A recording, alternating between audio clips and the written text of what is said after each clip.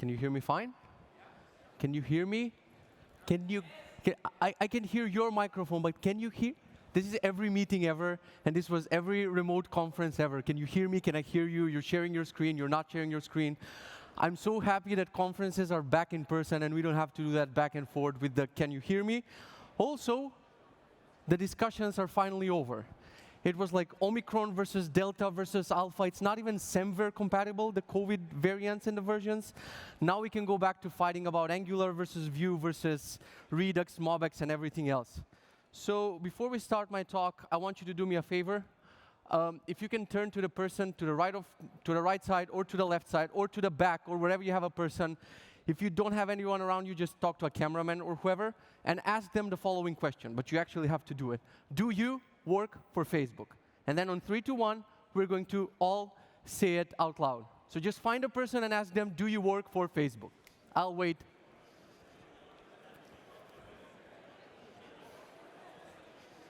Anyone. A food vendor, it doesn't matter. All right. So on 3, 2, 1, we all say the answer out loud. All right? 3, 2, 1. No. All right. This would have been a very awkward talk if most of you said yes. I would have had to just end it and be like, nah, OK. So let's see. 99.9% of web developers don't work for Facebook. So in this talk, I'm trying to ask the following question. Why the fuck are most developers acting like they do? So let's see. I'm Kitze. You can find more about me at kitze.io. I hate doing intros. I hate describing myself. Like, just doing this slide is weird to me. A lot of people describe themselves as senior ninja, rockstar, mecha Godzilla, King Kong developers. I just describe myself realistically. I'm a rectangle mover, all right?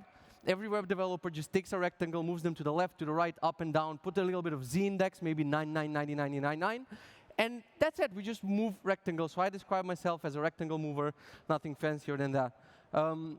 I made this a couple of years ago. It's called React Academy. I'm teaching React, GraphQL, JavaScript to a bunch of companies. I made this recently. It's called Glink, which is we're trying to make something that combines changelogs, issues, roadmap features, help center. Basically, it's like a GitHub for people who are not open source, a GitHub for startups or something like that. But the main thing I'm working on is Sizzy, which is the browser for developers. So I really love torturing myself because I'm a web developer. I chose this as a profession. And I want to ask you, who is using Sizzy in the audience? I want to see those 2, 3, 4. Oh, wow, that's more than the last time. So we're making some progress. I know it's very hard to convince you to switch from a browser that you've been using for 20 years to something that we're making only for 3 years, but we're really trying to make the ultimate browser for developers. So I'm just going to go through like a couple of features here, testing responsive design, testing different URLs at once instead of switching URLs, logging in with multiple users at once, testing light mode, dark mode, languages. Like, we've been building for 3 years features that you're not going to find in another browser. And we have things like Butler, who can do a bunch of stuff for you. Just launched this today, like an API inspector to replace like Postman and Insomnia and all of these other tools. We're trying to make like an all-in-one product. We have social media previews, organizing all of your web dev projects so you don't have to open your terminal anymore. And my favorite 2 features are very minor, but they're life-changing. You can kill a stubborn port from your UI. You can type in port 3000, you can just kill it, and it dies. And the second thing that people love, and it's just buried in our settings, you can just disable course. So anytime you work on development, you can just disable course. Yeah, so you can check it out if you're interested, and you can talk to me outside about it. So back to the talk. The talk might be a bit harsh, because we might not agree on everything, of course. And some things that I'm going to talk about in the talk are going to be like this.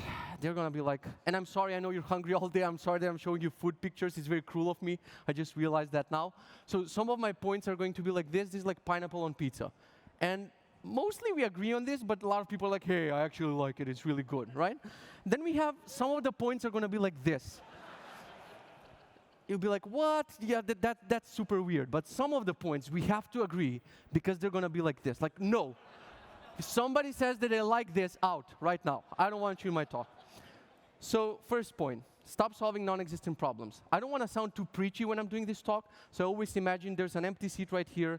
I imagine like a tiny invisible Kitze. So I imagine myself, because I'm also reminding myself of all of these traps that I'm falling into. So when I'm talking to you, I'm also talking to this tiny invisible Kitze, or I'm going crazy. It's one or the other.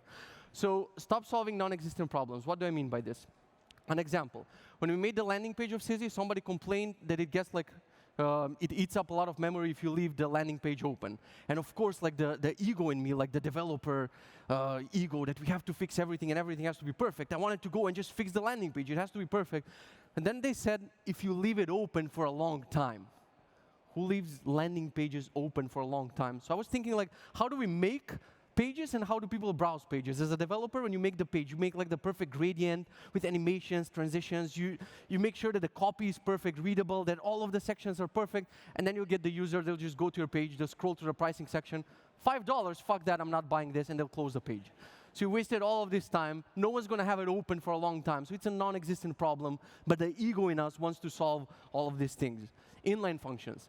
In my React workshops, anytime I introduce an inline function that's going to be redeclared in a functional component, immediately you see a couple of people in the audience go like, you know.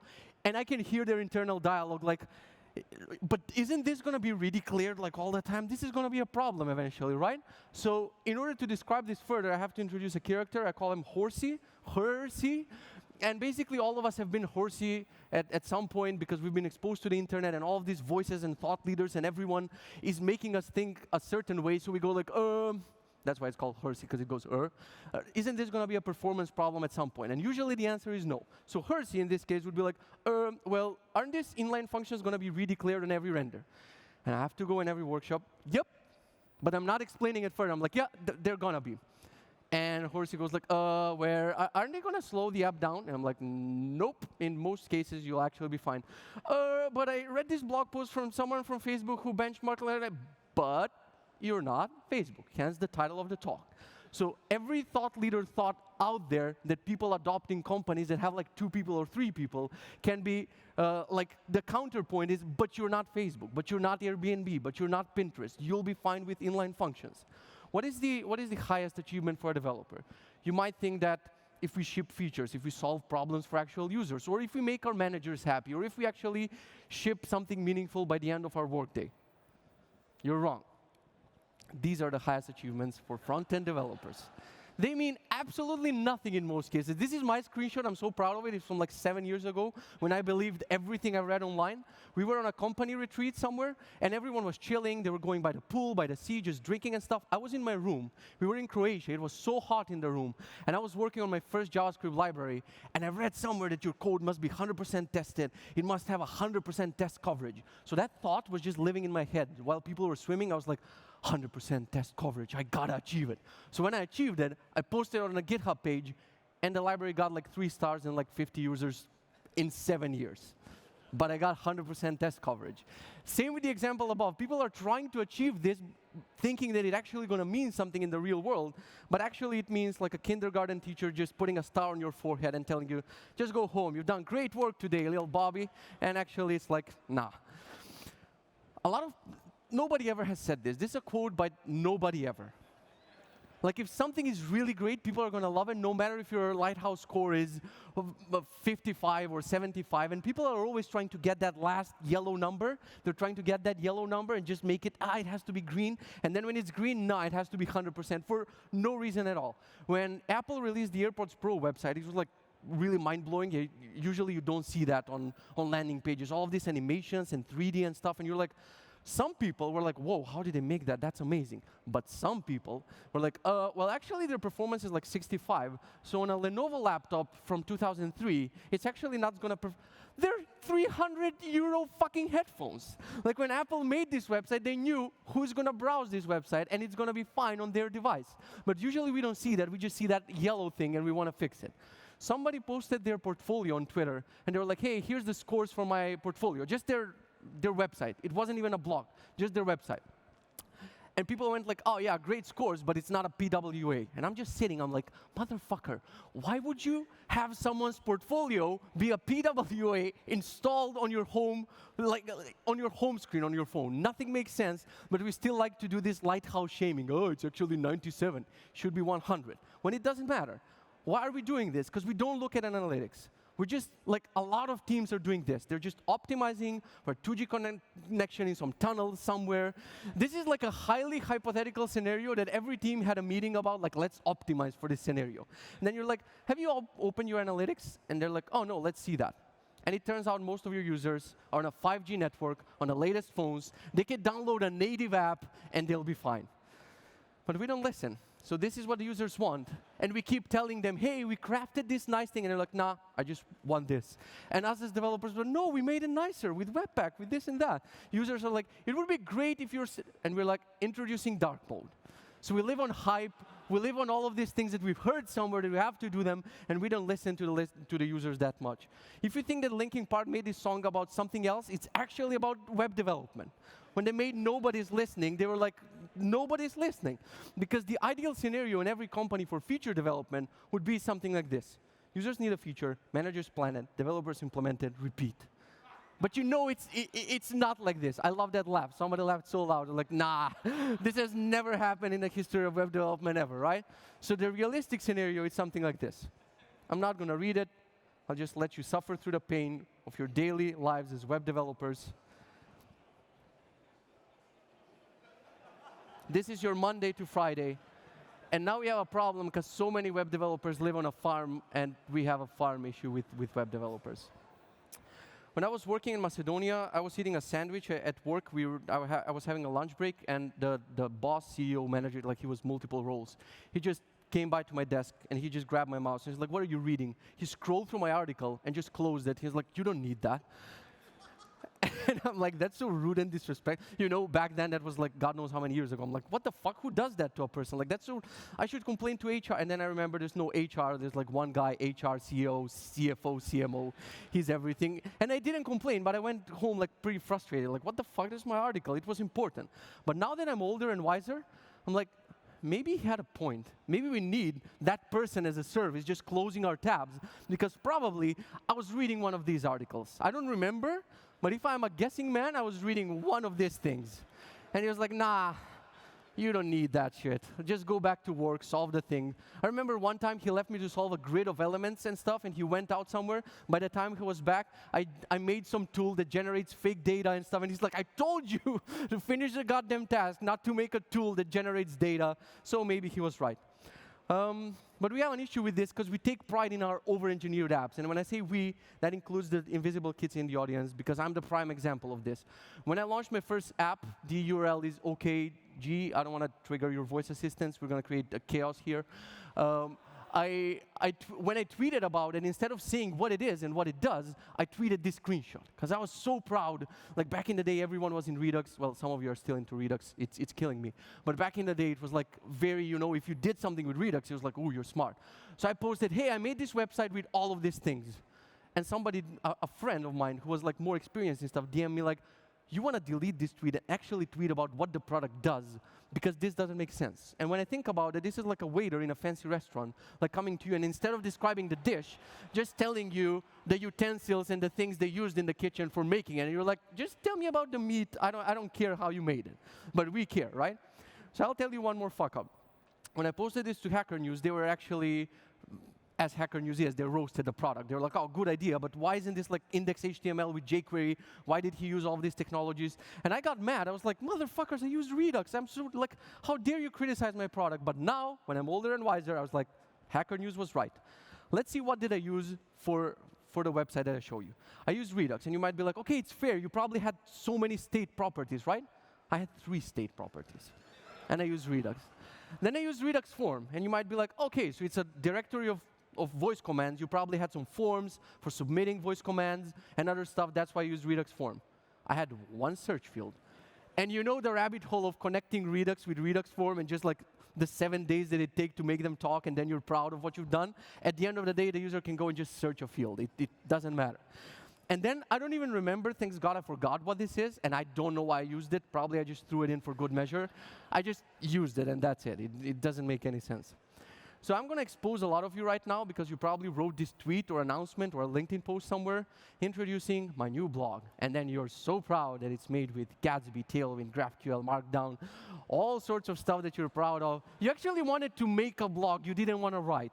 So I'm going to expose at least 35 blogs in the audience right now. I'm sorry, but this is probably your blog, right? It's fancy, it's nice, it's nicer looking than this, but you write one article about SVG, and then you're like, well, that's it, I made a blog, I guess. You don't actually want to write. That's why I was writing on, okay, there was an extra animation there for some reason. So yeah, we like the experience of doing the thing and over-engineering the thing more than it's actually going to be useful to us or our users, because we're that way. I found this movie recently on IMDb, and it has a pretty huge rating. And I'm like, oh, this is probably about me and my roommates when we were trying to build a startup. I was pretty disappointed that it wasn't, because this should have been the title of our company. We won Startup Weekend, us, the three idiots, we won Startup Weekend competition in Macedonia back in the day, and with a pretty innovative idea, which was a food delivery app. So the judges looked at us like, your country doesn't have a food delivery app? You guys win. Like, take all the money, take everything, because you're a country with no food delivery app. We're going to fix that. So we won. They gave us like opportunities for offices, investment, and all sorts of stuff. But suddenly all of these questions started popping up about the startup. We could have built the #1 food delivery app in the area, but there were like so many questions. And us, as engineers, as developers, we wanted to deal with other problems. So these were the real problems. And I swear to God, I'm not lying. The only thing that we've built from this entire startup, we didn't even finish the registration form. You couldn't even register. But on the hypothetical login registration form that would have been there one day, we animated the line for the password strength with SVG. And this is not a lie. That's the first thing that we started working on. Don't applaud. No, stop. Stop it. That doesn't make sense. Like, we spent probably 2 weeks on this, just over-engineering how we're going to animate this line. Is it going to go? Are the colors going to transition? And so on and so forth. And that's the only code that we wrote for this entire startup. So now when I go to Macedonia and I see one of those drivers with the food delivery logo, like, it could have been us, but we have a fancy password strength input field, so that's it. Now, this is the middle point of the talk. I think so. I hope so. And I don't want you to get the wrong message from my talk, because what I'm trying to say, and usually all of my talks are this way, I'm trying to say deliver maximum value to the user and solve actual problems, but you might actually hear it your own way and might be like, oh, so I'm actually, see, like high-fiving the person next to you. It's good that we didn't use GraphQL. It's good that we didn't learn CSS and JS, because we're delivering value. Sometimes delivering value also means moving on from some invented stack that you have or some solved problem that's already solved and just grabbing the solution so you can deliver value to the user. So we're flipping the script. From now on, we're going to talk about solving solved problems. So I have top 3 problems that are bugging me, that are solved, and you're still solving them. Some of you are still solving them. Problem number 1, a goddamn fucking button. There's a meeting somewhere right now. I don't know what time it is, but there's a meeting somewhere right now where like 3 layers of the company are discussing how are they going to design, how are they going to style, which library they're going to use, how the CSS is going to look like for a fucking rectangle that has 3 colors, green, yellow, or red. So it can be primary, dangerous, and warning. And there's like 15,000 libraries that have this button, but your team is looking at it, nah, our buttons are special. So let's just start a design system in Figma and this and that, and let's just redesign the goddamn fucking button. Problem number 2, state management. This is a more complex one. It's not as simple as the button, but I did an entire talk about this. It was called state management in a GraphQL era. Like, there's already so many solutions about state management, and some people still are not looking at them. They're like, nah, let's just do it the old school way. Like, one of the solutions is GraphQL, because I think, and that's what I was mentioning in the other talk, that usually you don't have problems with state management. You have problems with fetching data and what do you do with the data client side and how to invalidate the cache. And GraphQL just solves like 90% of the state management problems. I'm not saying it's without its faults. I'm not saying it's an ideal solution. But the solution is out there. You just don't want to look at it and you're like, nah, we're just going to use Redux and we're going to solve it. Just move on already. And I intentionally left the year to say it's 2020 just so someone can correct me and be like, it's actually 2025. And I'm like, it's actually 2025, 22. So we need to move on from Redux already, but you have your own reasons, and unfortunately you haven't moved on from Redux already. And if you're like, why is this guy on stage who I see for the first time? Like, why is he, like, why would I trust you when you're telling me to move on? Don't trust me, trust the creator of Redux. Since 2016, since the inception of Redux, he's been talking about you might not need it. And you're like, nah, what does he know? And he tried again. He tried to write about it, tweet about it. He even had this tweet saying, reading some of my old Redux code, and I have no fucking idea what's going on. If he doesn't know, what's left for us, right? And he didn't say fucking, he doesn't swear, but you know when he opened his code, he was like, what in the fuckity fuck is going on here?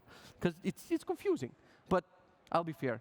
2 reasons to choose Redux in 2022. We still have reasons. Number 1, I feel a bit smarter. So your colleagues are gathering by the water cooler, and the back-end people are talking about all of these layers they're going to do and how they're going to do stuff with the cache and how they're going to distribute, blah, blah. You cannot just sit there and be like, yeah, I moved this div like 5 pixels today. You want something smarter, right? So with Redux, you can say, we spread the logic across 5 files, and the logic is about pushing 1 item into an array. We have these dispatchers, arrays, pro-functor, pop, funco functions of just pushing a string into array. You're smart. Reason number 2 is actually a real one. If you're paid by the hour, just fucking use it, and what can I tell you? This is another torture question. Anyone? Usually it's the creator of MobX just sitting in a hi-hat with fake mustache. He's like, yeah, I use MobX, it's the best library. This is even less users than CZ, which is sad. But Horsey is coming back. Like, when MobX could have been popular, the thing that drowned MobX, the popularity, like why isn't it as popular as Redux? Because Horsey is saying, like, it's mutable, and Facebook told us that mutable code is, but you're not Facebook. Facebook somehow convinced a mass of people that mutable code is bad, it can lead to bugs, and they're like, nope, Redux is the right way of doing things. Not too late now, so I'm not going to try to fix that. Problem number 3 is styling. And it's a solved problem. But still a lot of companies, instead of grabbing a solution, they have their own SASBEM, PostCSS, modular. Like you're doing something, like trying to solve something, but what are you solving? Like actually, all of these things are invented. They already exist. So I don't get it. When something is invented as a solution, like just imagine, if there's like a global, like deadly virus and stuff, and there's the cure for it, why wouldn't, actually we tried that one, it didn't work out. So CSS in JS is a little bit different, but the solution is already there. We're still on about CSS in JS. I just want to see your reaction when you read this. I want to see your faces. Ew, right? That was my face when I saw style components for the first time. I was like, sitting first row, I was like, what the I would never write code like that.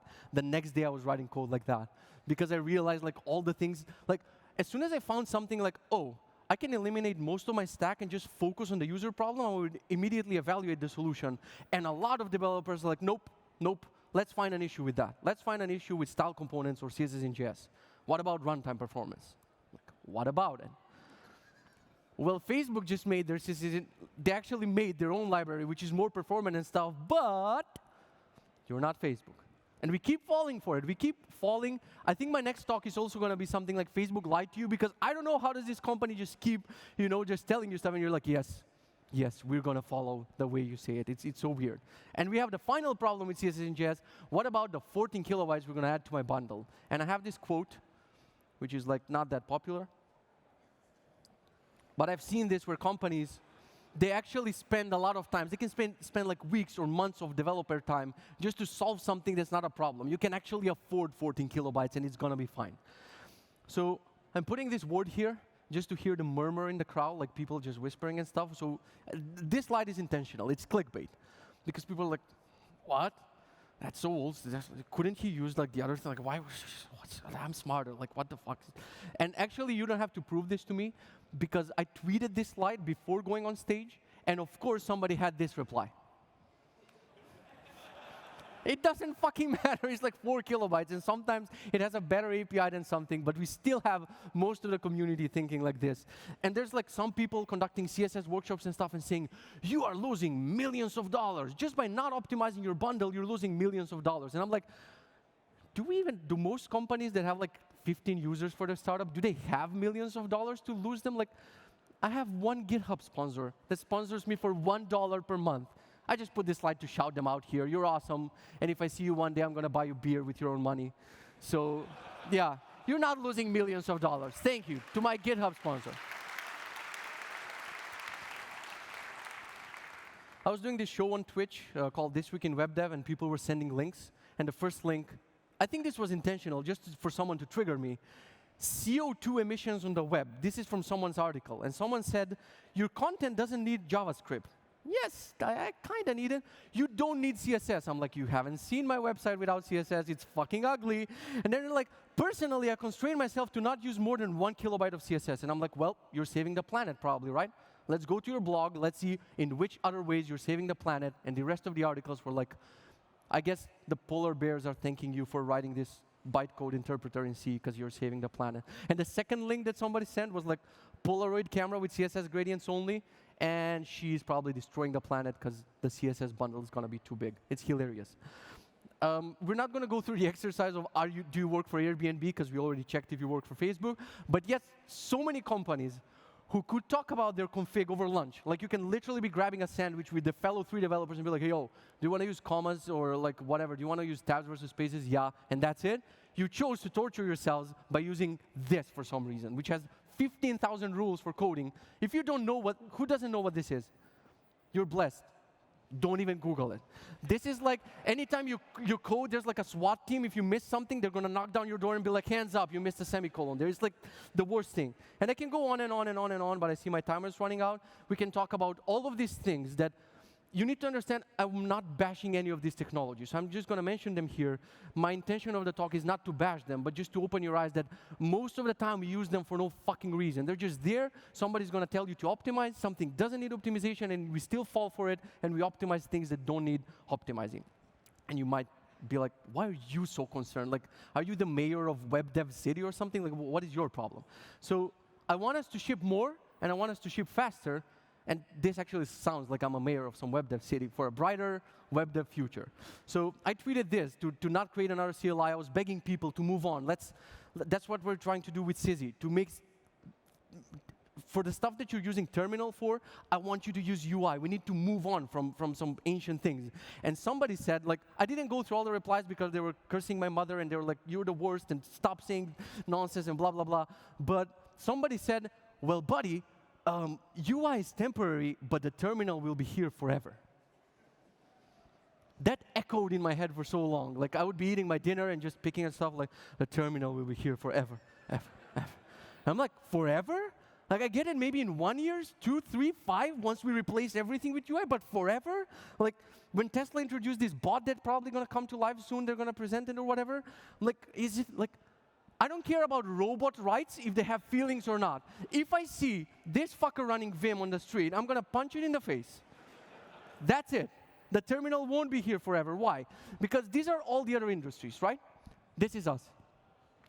So everyone has, like, they can create 3D worlds and movie scenes and explosions and everything, but for our special 5 rectangles on a page, no, we have to use code. We could create UI, but nah, our apps are too special. Like, we're fucking up somewhere, for sure. So I started following game developers on Twitter just to torture myself a little bit, and this is what they're doing. Like, you can draw an island thingy, and the river is flowing around it, and then you go back, and this is what you're doing. You're like, someone is fucking up, and like, how do we move on? Web dev of, like, mayor of Web Dev City. So we need 2 things. We need to embrace the innovation, like I'm not saying to embrace everything, but just try to move on, and to let go of our developer ego, which is like super hard. It's still hard for me. Like, when you see something like this is the same reaction to style components. People are like, yeah, but cars look different for hundreds of years. Or you can be like, oh, that's interesting, cars are changing. So same with CSS, JS, GraphQL, and every stuff. You can be like, no, but we didn't do it this way. Or you can be like, let me try it and see if it's actually going to deliver more value to the user. Because I can imagine a lot of candle makers were pretty pissed when, like, electricity was released. Not released, because they didn't put it on GitHub. When they invented electricity, a lot of candle makers were like, yeah, but what do I do with my knowledge about making candles? Now, I don't know. Some people were like, oh, I can flick a switch right now. I don't care about candles. So this is what's happening now. And even though the CEO of GitHub was here this morning and actually told you that AI is not going to replace us, when I saw this for the first time, I was like, fuck. Yeah, because I've been droning on in the past 5 years about how slowly we're going to get replaced by AI, and everyone is like, no, I'm smarter than AI. This is not going to replace us. When I saw this, I started practicing an evil laugh. So every morning, wake up, grab some water, brush my teeth, and then I practice an evil laugh. So when this replaces us in 10 years, I can just laugh. It's going to happen. Whether it's 5, 10, or 15, this is going to replace us. And if you think like, no, as humans, we're still smarter, we're never going to hear your evil laugh. Are we? I'm not forgetting that last year all of you were climbing crates on TikTok. So are we smarter than AI? I'm not really sure. It's going to replace us. This was from a few days ago. AI is going sentient, but nah, our rectangles, they cannot touch them, right? They have feelings. He said it has feelings close to equivalent to a human child. That's scary. Feelings and can write CSS and JavaScript, we're screwed. And if you're still, like I'm out of time, last few slides, if you're still not concerned that AI is going to replace us, question for the people in the middle and for the people in the back. Is this a dog or is it a bagel? If you're doing this, I don't know. One more question. Is it a chihuahua or is it a muffin? Right? You're like, well, I don't know. You're getting replaced with AI, trust me. AI can actually learn this. We're like, nah. So before we summarize, I would appreciate it if you have some counterpoints to my talk. If you argue with, I love arguing on Twitter. You can find me at dkitze. I'm streaming on Twitch sometimes, twitch.tv/dkitze. And I'm posting stuff on YouTube, youtube.com/kitze. And I would appreciate it if you visit sizzy.co and check it out. So summary of the talk, we should stop solving non-existent problems, stop solving solved problems, stop taking pride in over-engineering. Like, this sounds lame, but I included it. And don't forget the final thing. You already know what this slide's going to be. Thank you very much for watching, and enjoy the rest of the conference. Thank you. Thank you very much for a great talk.